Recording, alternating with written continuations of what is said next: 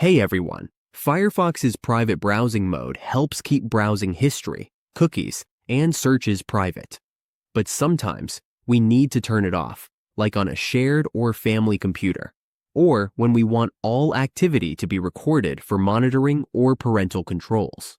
We'll show you how to turn off private browsing in Firefox and adjust the settings so regular browsing is always used. When we disable private browsing, Firefox saves browsing history and activity, which can help with accountability and monitoring. Private browsing is helpful for temporary sessions, but if it's always on, it won't save history, cookies, or other data. Turning it off is important for parents, teachers, organizations, or anyone who needs a record of browsing activity. Knowing how to manage this setting lets us control Firefox and make sure it works the way we need. Let's go through the steps together to turn off Firefox's private browsing mode. First, we open our Firefox browser. If we see it's in private browsing mode, we can turn it off by changing the config settings. To do this, we use the search bar in the browser. We type about config, press enter, and a proceed with caution warning will appear.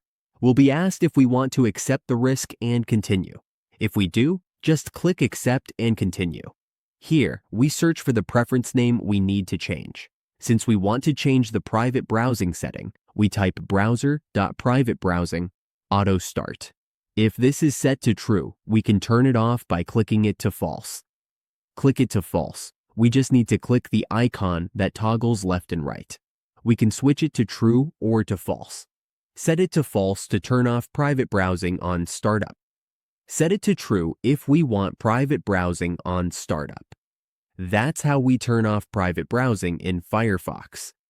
By changing these settings or using system policies, we make sure our browser always uses regular mode so history and data are saved.